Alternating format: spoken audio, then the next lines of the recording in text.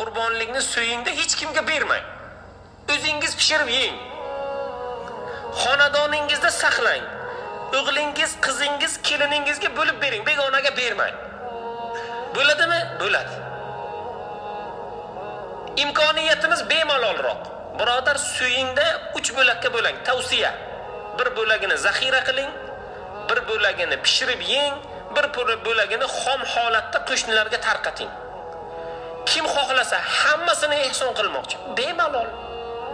Kim xohlasa hammasini pishirib bermoqchi, bemalol. Kim xohlasa yarmini pishirib berib, yarmini xonadoniga zaxira qilmoqchi, bemalol birodar. Maqsad nima?